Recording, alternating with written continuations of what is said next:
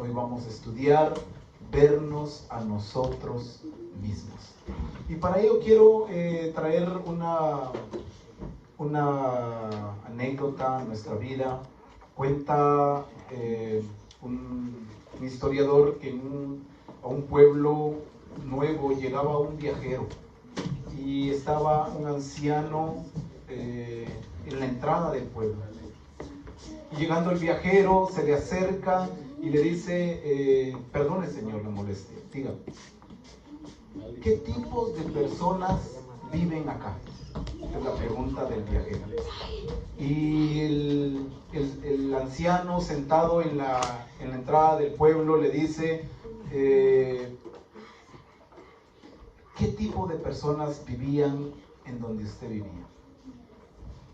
Y pues él se le queda viendo y le dice, no, allá eran personas muy arrogantes, eran personas envidiosas, eran malas personas, todo lo que hacía era para maldad y con el objetivo de hacernos daño a nosotros mismos. Y entonces le dice el anciano sentado en la entrada, las mismas personas encontrará aquí.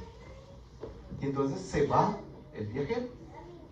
Y después se le acerca, viene otro viajero y le hace la misma pregunta, señor, perdone, ¿qué tipo de personas hay en este pueblo? Y el anciano le contesta, ¿qué tipo de personas habían de donde usted viene? Y la respuesta de él es, no, allá eran unas personas muy buenas, personas agradables, con las cuales podíamos compartir y todo era para beneficio de todos. Y todos nos edificábamos entre nosotros mismos y todos nos apoyábamos a nosotros mismos y todos crecíamos juntos. Ese era. Hasta me fue difícil dejar mi pueblo de donde vengo.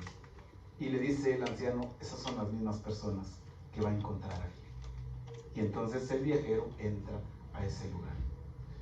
Una persona escuchando se le acerca al anciano y le pregunta, ¿por qué dio dos respuestas diferentes a una misma pregunta?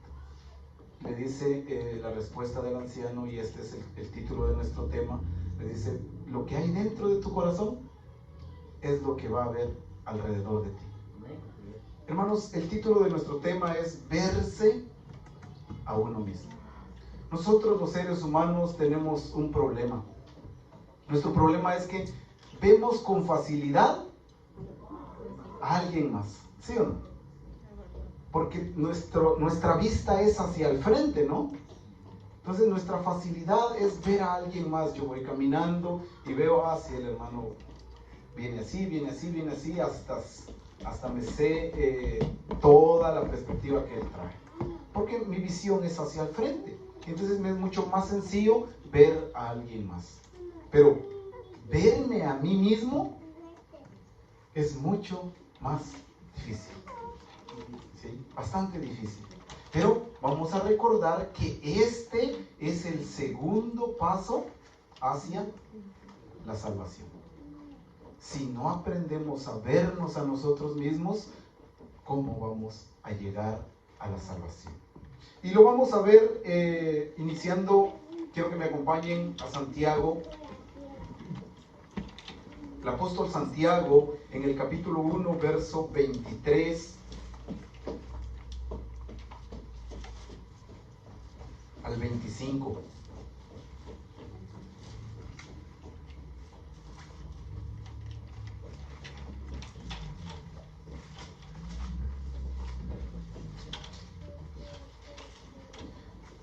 Uno 23 de Santiago empieza a decir de esta manera: porque si alguno es oidor de la palabra, pero no hacedor de ella, este es semejante al hombre que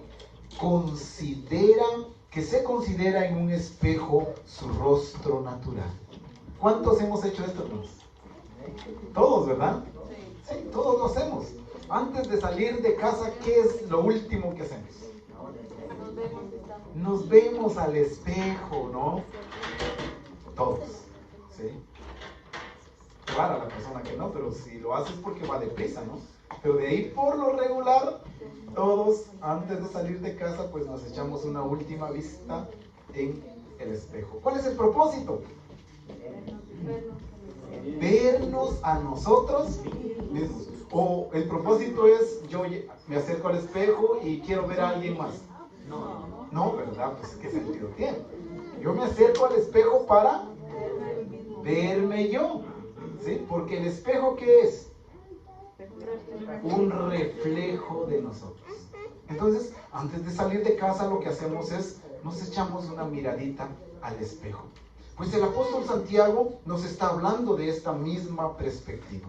Y dice que aquella persona que solo es oidor de la palabra.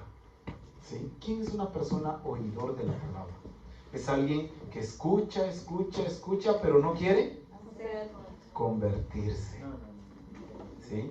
Y pasamos de oyentes a veces 30 años en la iglesia, escuchando, y le dicen, bueno, ¿y cuándo va a ser el pacto con el Señor? No, todavía no sé, todavía no estoy seguro. Pues, ¿qué ha pasado? Pues es solamente oidor de la palabra, pero no hacedor de ella. ¿Cómo es comparado una persona así? Por el apóstol Santiago dice que es comparado, le compararé como al hombre que considera en un espejo su rostro natural. ¿Por qué? Verso 24, porque él se considera a sí mismo, ¿y qué hace? Y se va. ¿Y luego qué pasa, hermanos? Esto es lo más impresionante. ¿Tiene usted en su mente cómo salió de casa exactamente? Se nos olvida. ¿Sí? Creo que ni hemos pegado los primeros 3 pasos fuera de la casa y ya se me olvidó ni cómo venía yo. Y aunque nos volvamos a ver al carro como quiera al instante, se nos vuelve a olvidar. ¿Por qué? Porque nos es difícil vernos a nosotros mismos. Entonces es el mismo ejemplo que Santiago está dando. Verso 25. Mas el que mira atentamente en la perfecta ley, la ley de la libertad, ¿y qué hace, hermanos? Esta es la clave. Y persevera en ella, no siendo oidor olvidadizo, sino hacedor de la obra, este será bienaventurado en lo que hace. ¿Qué diferencia hay entre una y otra persona? Muchísima. Una escucha y no quiere hacer nada. Otra escucha poco y practica. Escucha y practica, entonces aprende y hace al mismo tiempo. Estas son las dos diferencias entre una y otra. ¿Qué pasa con la primera? Pues simplemente se deja de ver y luego se le olvidan las cosas. Pero la segunda, ve, entiende, aprende y lo practica. ¿Cómo va a ser? Bienaventurada en lo que hace. Nos vamos a hacer una pregunta así, hermanos. Como estamos viendo el tema de vernos a nosotros mismos, vamos a preguntarnos así. ¿Sabe alguien lo que hemos hecho? Dios. Solamente Dios. ¿Y de ahí? Nadie. Y ese es nuestro problema. Estamos muy confiados, ¿sí o no? Como nadie nos ve, supuestamente, ¿verdad? En nuestra mente. Entonces estamos muy confiados. Y nuestra confianza es grande que hacemos cosas en oculto y nos sentimos tranquilos. ¿Sí? ¿Por qué? Porque nadie nos está viendo. Por eso decíamos, vamos a hacer la pregunta, ¿nadie sabe lo que nosotros hacemos? ¿Será cierto? No, hermanos. Siempre hay alguien que sabe lo que hacemos. Vamos a preguntarnos entonces de otra manera. ¿Sabe usted cuál es realmente su aspecto ante los ojos de Dios? ¿Qué pensará Dios de nosotros? Si Él es el único que sabe todo lo que hacemos, ¿qué pensará de nosotros? ¿Cómo nos mira? ¿Cómo nos ve Dios? ¿Cuál es la imagen que tenemos delante del Señor. Vamos a ver Isaías capítulo 6, verso 5. Y ahí vamos a ver cómo el profeta se considera delante de Dios, se considera delante del Señor y da una expresión que debiera de estar en la mente de todos nosotros. Capítulo 6 de Isaías, verso 5. Y dice el verso 5 así: entonces dije, ay de mí, que soy muerto, porque siendo hombre, ¿cómo, hermanos? Inmundo de labios, y habitando en medio de pueblo que tiene labios inmundos. ¿Qué ha pasado?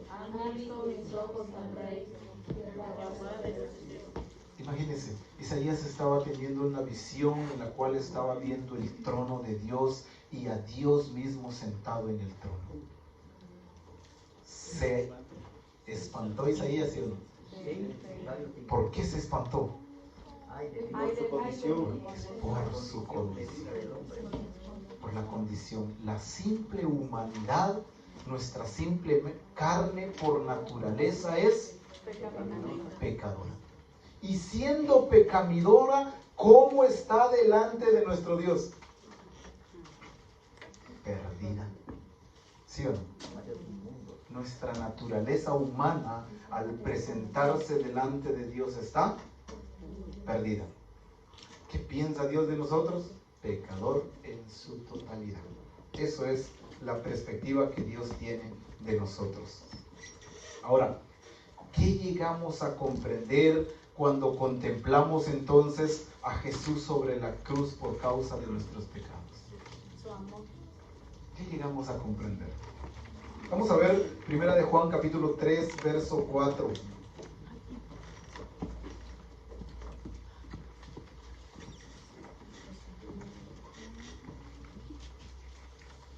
Primera de Juan capítulo 3, verso 4.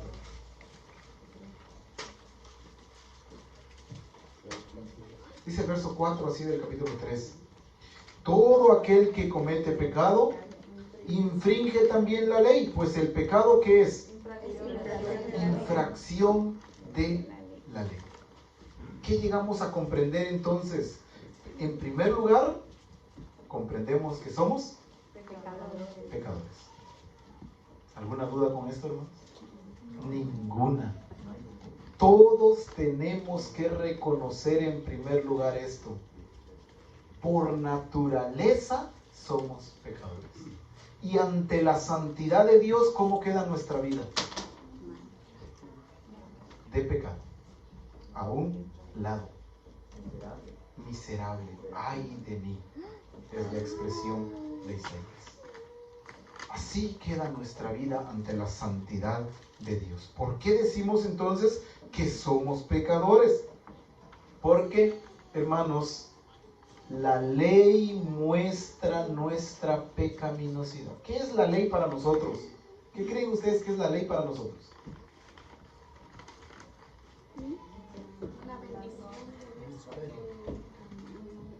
Muy bien, la ley es el espejo donde nosotros nos podemos ver. ¿Sí? Simplemente la ley es un espejo. ¿Sí? La ley no es mala. ¿Sí? El apóstol Santiago la acaba de llamar la santa ley, la ley de la libertad. ¿Por qué? Porque la ley refleja lo que en realidad somos nosotros. Todo lo que hay escrito dentro de la ley, cuando nosotros erramos, ¿qué pasa? Nos señala. La ley nos señala, hermanos. Es como que tuviéramos un grano grande en la cara. ¿Qué hace el espejo cuando nos miramos? Nos lo señala inmediatamente, ¿sí o no? ¿Cuál es nuestra atención repentina? A ese problema que tenemos en el rostro. Bueno, la ley es igual. Cuando incurrimos en transgresión, ¿qué es lo que hace la ley? Nos señala. Nos dice, aquí te estás saliendo. ¿Sí? Como todas las leyes. Cuando usted va a máxima velocidad, ¿qué pasa? la ley lo va a encontrar. Y adelantito, ¿qué le va a decir? Bueno, venías corriendo. ¿Qué es la ley? Pues la ley solo es el reflejo de lo que en realidad nosotros somos. Por eso decimos que al ver al Señor, al contemplar a Jesús sobre la cruz, en primer lugar, reconocemos que somos pecadores. La ley no quita nuestros pecados, hermanos. La ley no los quita, no puede, no tiene esa autoridad de quitarnos el pecado. La ley lo que hace es mostrarnos el pecado. Esa es la diferencia. La ley no nos limpia, la ley nos muestra la suciedad. ¿Sí? ¿Se comprende? Esa es la diferencia. Entonces, entendiendo esto, ¿cómo entonces contemplamos a Jesús sobre la cruz? Pues contemplamos al Señor buscando ¿qué? Limpieza. Buscando limpieza. Ya que la ley no puede hacerlo, entonces, ¿quién lo hace? El Señor. Esa es la diferencia. Así es que vemos al Señor en la cruz. Vamos a preguntarnos, hermanos. Algunas personas muchas veces miramos la ley de Dios y vemos que hay pecados en nuestras vidas. Voy a preguntar así. La solución es decir, no, los mandamientos ya no están en vigencia. Y con eso quedamos tranquilos. ¿Esa es la solución rápida? No, hermanos. Eso solo es un engaño a nosotros mismos. ¿Por qué? Porque al final la ley fue dada eterna, es eterna y seguirá siendo eterna hasta que el hombre deje de existir. Entonces, mientras haya ser humano sobre la tierra, la ley va a estar en vigencia. ¿Por qué? Porque siempre va a haber algo que refleje las actitudes del ser humano. Entonces, no es la salida rápida decir, no, esto ya no está en vigencia, sino, ¿cuál es la salida rápida a ello? Pues lo que escuchamos en Santiago, ¿sí? No ser oidor olvidadizo. ¿Por qué? Voy a poner el mismo ejemplo del policía de tránsito. Viene usted corriendo a alta velocidad en un lugar, supongamos que la máxima es a 50, usted va a 70, el policía lo para y le dice, va una excesiva velocidad. Le pone su ticket por máxima velocidad. Voy a hacerle una pregunta así.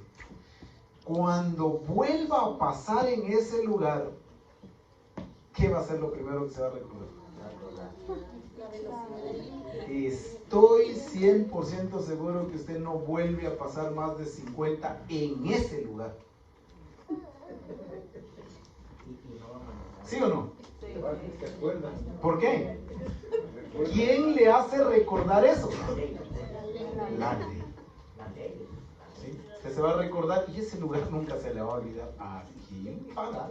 Y si no vuelvo a hacer, lo que va a pasar, me van a volver a parar. ¿Sí? Bueno, la ley es así, hermanos.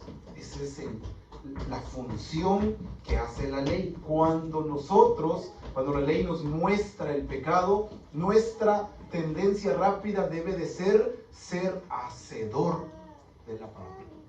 Y entonces eso hará que no volvamos a transgredir la ley.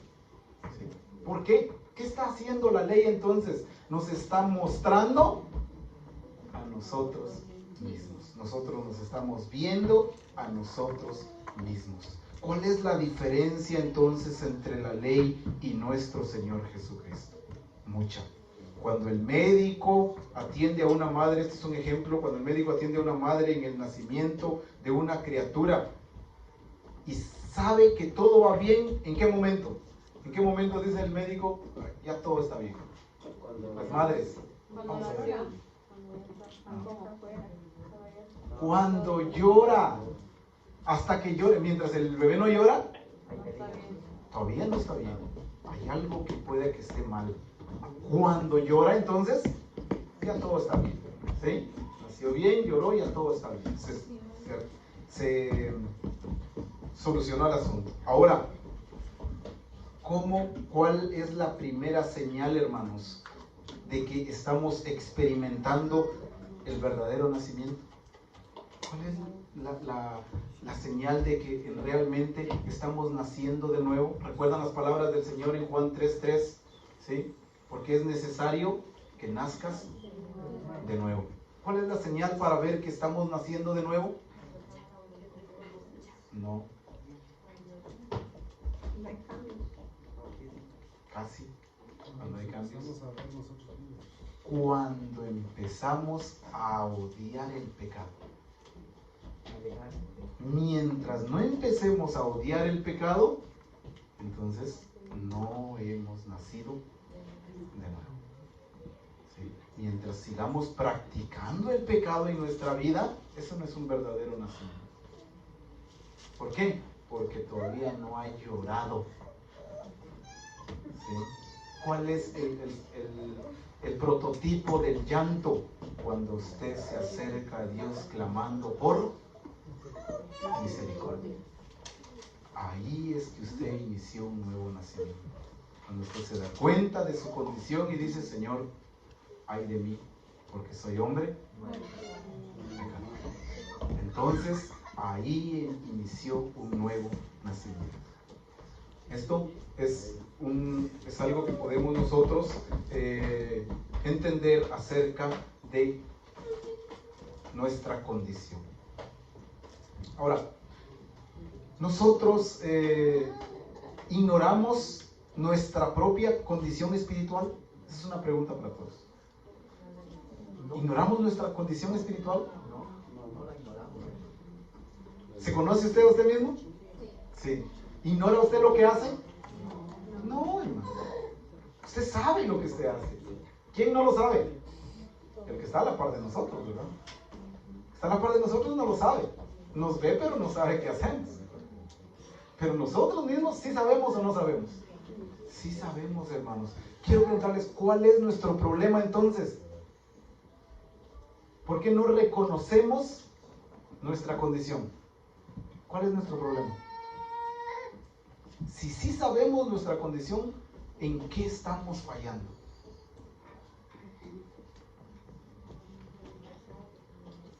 Reconocerla, hermano. Sí, por ahí. Quiero que veamos Apocalipsis capítulo 3, verso 17.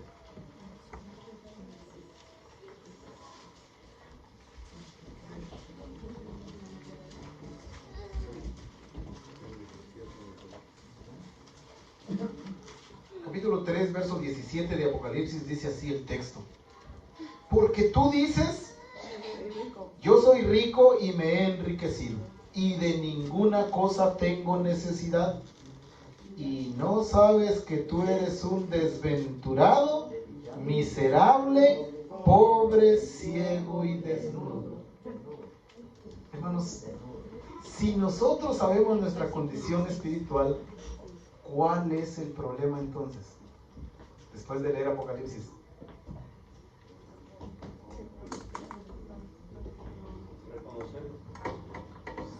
Nuestro problema es que nos tratamos de engañar a nosotros mismos. ¿Sí? Nos queremos engañar a nosotros mismos. No, tú estás bien. ¿Cuántos han dicho esa frase? No le haces daño a nadie. Tú estás bien, tú no le haces mal a nadie.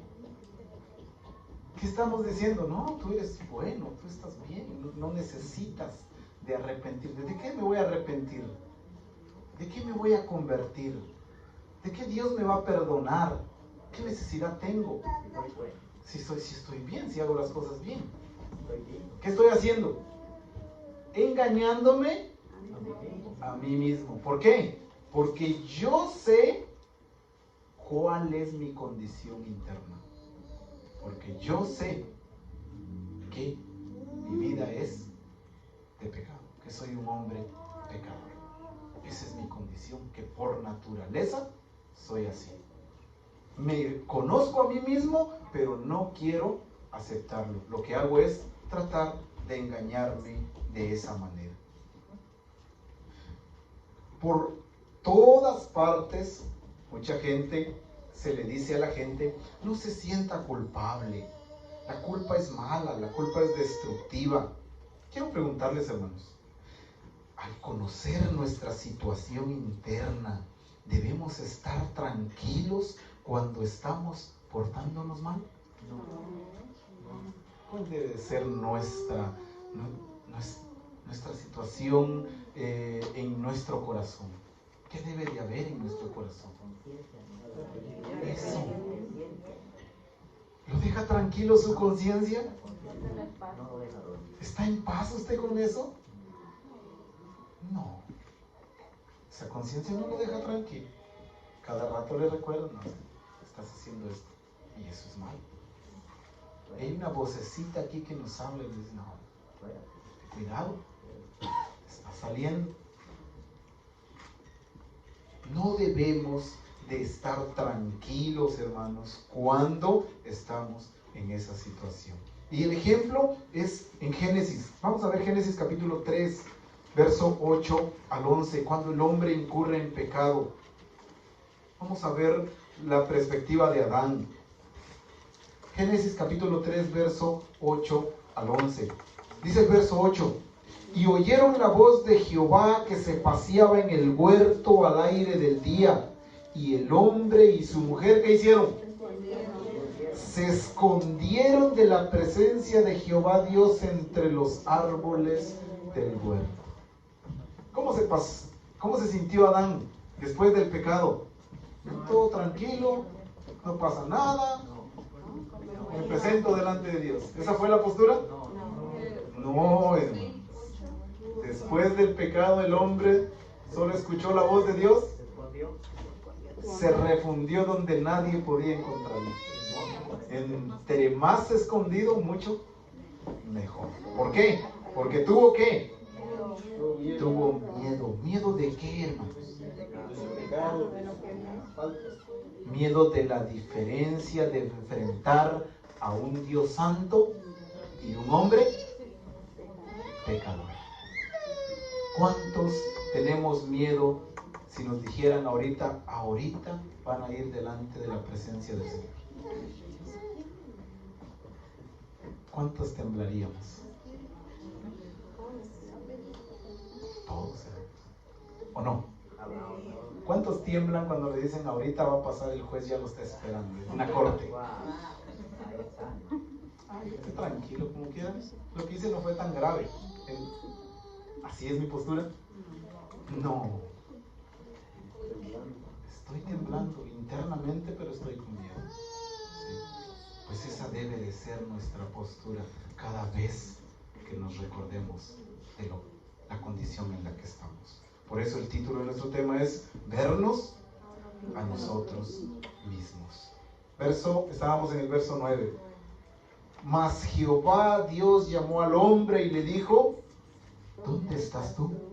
¿Cuántas veces nos han hecho esa pregunta? ¿Dónde estás tú?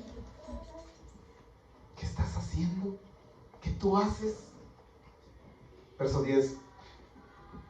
Y él respondió, oí tu voz en el huerto y tuve miedo porque estaba desnudo y me escondí. ¿Cómo estamos delante de la presencia del Señor, hermanos? Desnudos. ¿Hay algo que se esconde de nuestro Dios? Nada hay oculto para el Señor. Delante de Él estamos tal cual somos. Aunque delante de los hombres pareciéramos ser alguien diferente, delante de Dios no podemos esconder absolutamente nada. Verso 11. Y Dios le dijo, ¿quién te enseñó que estabas desnudo? ¿Has comido del árbol que yo te mandé no comieses? ¿Qué había pasado con el ser humano? Había desobedecido a la voz del Señor. Dios se da cuenta entonces cuando el ser humano ha caído en pecado, ¿sí o no? Pero ¿cuál debiera de ser su expresión delante de Dios?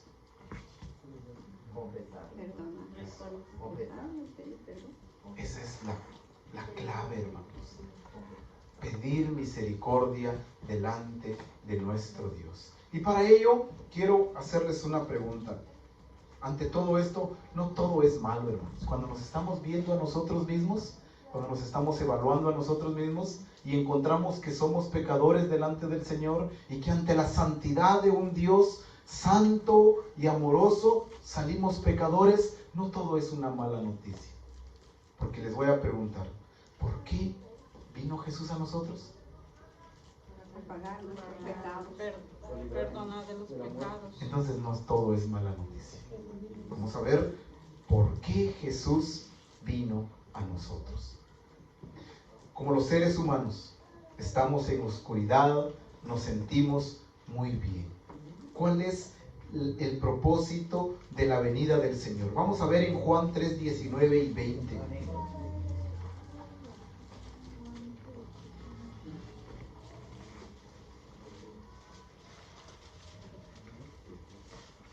Juan capítulo 3, vamos a leer del verso 16.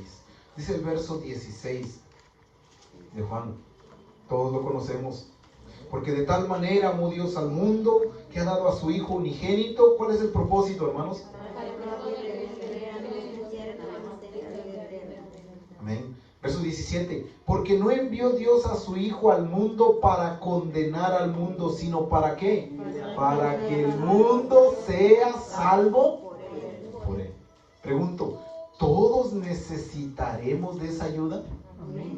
Todos, hermanos. Nadie queda excluido a esto. ¿Por qué? Porque hemos venido viendo que nuestra condición es pecaminosa. Verso 18. El que en él cree no es condenado. Pero el que no cree, oiga esa expresión, ya ha sido condenado. ¿Cuándo fue condenado? Vea la última parte. Es condenado porque no ha creído en el nombre del unigénito Hijo de Dios. Y entonces explica la condenación. Verso 19.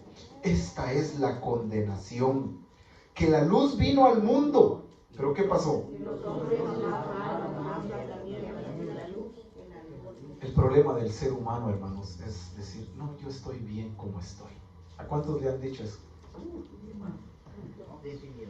Yo no necesito nada más, yo estoy bien como estoy. Me siento bien, vivo feliz, tengo lo que necesito, yo estoy bien como estoy. Esta es la expresión del Señor Jesucristo. Esta es la condenación. La luz vino al mundo. ¿Quién es la luz? El Señor. La luz vino al mundo. ¿Pero qué pasó con el hombre? Los hombres amaron más las tinieblas que la luz. No, yo no me moleste, yo estoy bien en la condición en la que estoy. ¿Qué estoy diciendo con esas palabras? Yo amo vivir mi vida de pecado. Esas son mis palabras. Me gusta vivir así, me gusta ser así. Los hombres amaron más las tinieblas que la luz. Pero hay una razón, ¿no crees? ¿Cuál es la razón de que el hombre sea capaz de estar feliz viviendo en la condición en la que está? La última parte del verso 19. Porque sus obras eran malas. Y a eso se refiere Romanos 1:26 cuando dice, no solo practican el pecado, sino que hacen. Se complacen haciéndolo. O sea, el ser humano no solo por naturaleza es pecador, sino que le gusta practicar el pecado. Así somos, hermanos. Los seres humanos somos así. Y entonces, por eso es que viene la condenación a nuestra vida. Verso 20. Porque todo aquel que hace lo malo aborrece la luz y no viene a la luz para que sus obras no sean como reprendidas. ¿Cuál es nuestro miedo, hermanos? ¿Cuál es nuestro miedo más grande? Que nos digan en dónde estamos fallando. ¿Sí o no? Ese es nuestro miedo más grande. Me dicen, hermano Alex, venga. Quiero recordarles algo. ¿Cómo se sentían cuando los llamaban a la dirección? Cuando estábamos estudiando en la escuela. Y decían, usted va a venir aquí, a la dirección. ¿Qué era lo primero que pasaba en nuestra mente? Que habíamos hecho. Me porté mal y se dio cuenta el director. Y ahora sí, me van a reprender. Nuestro peor miedo es ser reprendidos. Por eso no queremos aceptar nuestra condición. Todos nacemos en este mundo oscuro. Pregunto, hermano, ¿condenará Dios al hombre solo por el hecho de nacer en este mundo de tinieblas? No, ya lo aprendimos en el verso 19. Dios no condena por nacer en las tinieblas. Dios condena por no querer salir de las tinieblas. Esa es la condenación. La condenación no viene porque el hombre nació en el mundo de pecado, porque por naturaleza es pecador, no. La condenación es porque le gusta vivir pecador y quiere morir pecando. Esa es la condenación. La luz vino al mundo, pero los hombres amaron más las tinieblas que la luz. ¿Qué sucede cuando el Espíritu Santo comienza a trabajar en nuestra vida, hermanos? Veamos Juan capítulo 16, verso 8.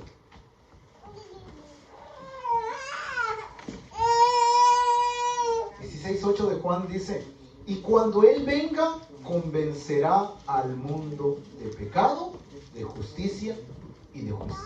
Mire esas tres expresiones. ¿De qué tiene que convencerse el hombre? Primero, de pecado. No necesita usted empezar a saber el juicio, que el reino. No, primero convénzase de que usted es pecador. Después de que usted esté convencido de que es pecador, entonces pase a la segunda fase, que se llama de justicia. ¿Cómo hago para justificarme delante de Dios? Y esa es la obra redentora del Señor. Y cuando usted aprenda cómo hacer para justificarse delante de Dios, pase al segundo punto y entonces se va a dar cuenta que haciendo eso, ¿qué va a evitar? El juicio. Entonces, el Espíritu Santo así obra en la vida del hombre. Le muestra el pecado primero, después la forma de justificarse para evitar el juicio. Así trabaja el Espíritu en nuestras vidas. Y esa es la intención, hermanos, de hoy tratar este tema titulado Vernos a nosotros mismos, ya que es uno de los pasos para la salvación. Veamos. Escudriñémonos, veamos la necesidad que tenemos de buscar a un Dios perdonador, a un Dios santo que tiene el buen deseo de librarnos, de enseñarnos la forma de cómo ser justificados. Cuando Adán y Eva desobedecieron a Dios, la luz que los cubría, ¿qué pasó? Desapareció. Y ellos se dieron cuenta entonces que estaban, ¿cómo dijimos? Desnudos. Ahora, ¿qué les dio el Señor para que se cubrieran, hermanos? ¿Se recuerdan? El 3:21 de Génesis dice que Dios le hizo túnicas de pieles para que se cubrieran. Pregunto, ¿tuvo alguien que morir para cubrirlos, sí o no? Sí, tuvo alguien que morir para cubrirlos. Voy a preguntar ahora, ¿tuvo alguien que morir para cubrirnos? ¿Sí o no? Sí, el Señor tuvo que morir para cubrirnos, para cubrir nuestra desnudez, nuestra vida de pecado. Él tuvo que morir. Entonces, recordando las palabras de Proverbios 28:13, el que encubre sus pecados, ¿qué pasa? No va a prosperar. Pero el que los confiesa y se aparta, alcanzará misericordia. Última pregunta. ¿Podemos estar tranquilos cuando nos estamos comportando mal entonces? No, hermanos. Preocupémonos, temblemos ante la presencia del Señor. Convenzámonos primero de pecado, después convenzámonos de justicia, cómo podemos justificarnos, y por último, convenzámonos de juicio, para evitar el juicio. Quiero que veamos una última cita, primera de Pedro, capítulo 1, verso 15 y 16. Puestos de pie, hermanos, en este texto vamos a recibir a nuestro hermano director. Primera de Pedro, capítulo 1, verso 15 y 16. Dice el texto así: